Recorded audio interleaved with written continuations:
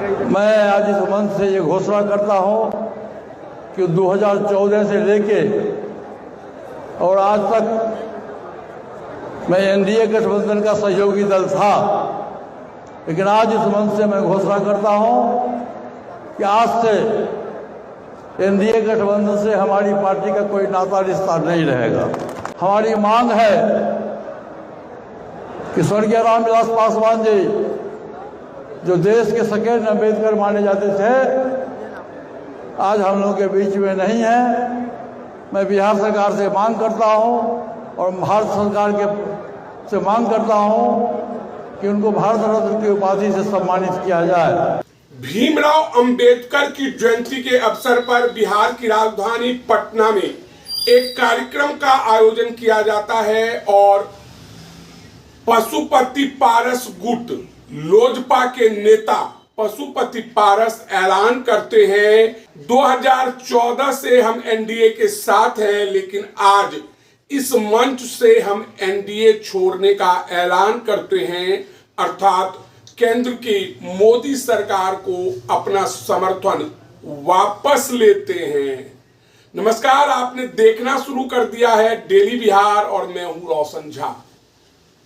भीमराव अंबेडकर की जयंती के अवसर पर पशुपति पारस गुट लोजपा अर्थात लोक जनशक्ति पार्टी ने शक्ति प्रदर्शन किया।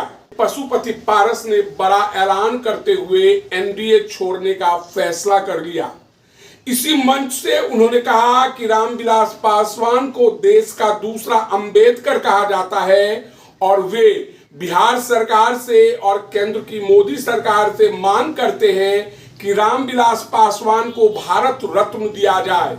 इतना ही नहीं, पशुपति पारस बिहार सरकार पर जमकर निशाना साधते हुए कहते हैं कि बिहार में भ्रष्टाचार व्याप्त है, शिक्षा व्यवस्था चौपट हो चुकी है और जगह जगह दलितों के साथ अन्याय हो रहा है। भीमराव अंबेडकर ने दलित समाज को लेकर जो सपना देखा था वह आज भी अधूरा है और उसको पूरा करने के लिए नया बिहार बनाना होगा। और यही कारण है कि हम इस साल होने वाले विधानसभा चुनाव में 243 सीट पर तैयारी कर रहे हैं और जिस भी गठबंधन के द्वारा उन्हें उचित सीट ऑफर किया जाएगा उन्हें अपना समर्थन देंगे।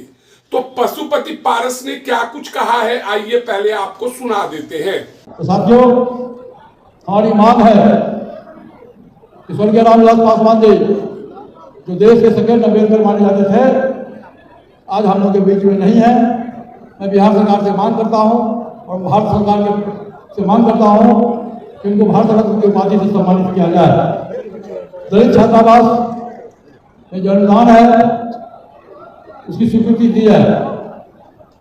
शेड्यूल कास्ट के लोगों को बाबा साहब भीमराव अम्बेडकर के द्वारा संविधान में जो आरक्षण की सुविधा दी गई है, लेकिन चाहे बिहार सरकार हो चाहे भारत सरकार हो, उचित नौकरी देने में सक्षम नहीं है।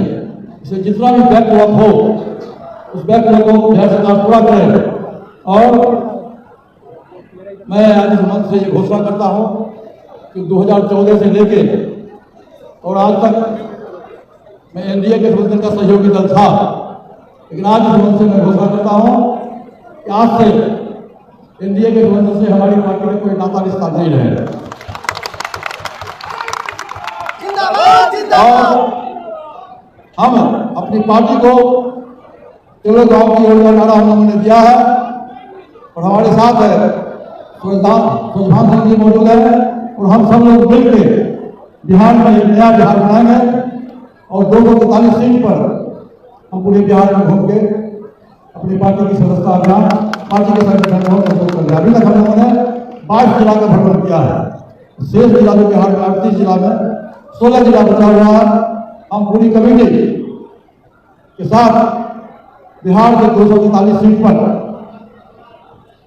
सदस्यता अभियान और पार्टी का सम्मेलन करेंगे और जब समय आएगा, ये चुनावी वर्ष है, अक्टूबर और नवंबर में एक महापर्व होने वाला, चुनावी महापर्व, और उस महापर्व में बिहार के भाग का फैसला आपके हाथ में है। और जहां तक है, मैं प्रत्येक जिला में गया हूं, तो जनता की जो रुझान है, जनता का जो रुझान है वो है बिहार में सरकार बदलो, बिहार में सरकार बदलो। क्योंकि आदरणीय नीतीश कुमार जी विगत 20 वर्षों से बिहार के शासन में है, लेकिन इसको कहने में कोई आपत्ति नहीं है। ये व्यक्ति दलित विरोधी है। आपने देखा होगा 14 मार्च होली का दिन था और औरंगाबाद में जयंती समारोह में आप तमाम साथियों की उपस्थिति ये साबित करता है कि हमारी पार्टी आप तमाम लोगों के समाज से आगे बढ़ेगी। देखिए, ये बिहार सरकार जो है ये दलित विरोधी सरकार है। आपने देखा होगा कि चौकीदार वफादार संघ की मांग जो पुराने सैकड़ों वर्ष से, हजारों वर्ष से एक समाज के रूप में किया जाता था, आज उसको बिहार सरकार ने समाप्त किया है। दूसरा, 20 वर्षों की सरकार है। शिक्षा व्यवस्था बिहार में किसी काम का चीज नहीं है, बेरोजगारी है, भ्रष्टाचारी है। और इस सरकार में आप देखे होइएगा आज तक कोई भी कल कारखाना का निर्माण नहीं हुआ। प्रधानमंत्री रोजगार योजना हो, वृद्धावस्था पेंशन योजना हो, किसी में भी बिना भ्रष्टाचार का कोई काम नहीं होता है। तो सुना आपने, पशुपति पारस का साफ कहना था कि अब वे एनडीए का साथ छोड़ चुके हैं। रामविलास पासवान उनके लिए भगवान थे। 2014 से वे एनडीए के साथ हैं, कैबिनेट मिनिस्टर थे, लेकिन अब चूंकि उन्हें उचित सम्मान नहीं मिल रहा है, इसीलिए वे एनडीए का साथ छोड़ रहे हैं। बताते चले कि रामविलास पासवान के निधन के बाद पशुपति पारस और चिराग पासवान में महाभारत छिड़ा हुआ है। इसी कार्यक्रम में पशुपति पारस के भतीजे और रामचंद्र पासवान के बेटे प्रिंस राज ने तो चिराग पासवान को डायरेक्ट 2-2 हाथ करने का चैलेंज दे दिया और ऐलान कर दिया कि अगर हिम्मत है तो आमने सामने आकर मुकाबला करो। तो कुल मिलाकर पासवान परिवार का जो झगड़ा है वह घर से लेकर सड़क तक आ चुका है। देखना दिलचस्प होगा कि विधानसभा चुनाव से पहले पासवान परिवार में क्या कुछ होता है। तो बहरहाल इस वीडियो में इतना ही। अगर आप हमारा ये वीडियो YouTube पर देख रहे हैं तो सब्सक्राइब कर ले, Facebook पर देख रहे हैं तो हमारे पेज को लाइक कर दें। धन्यवाद।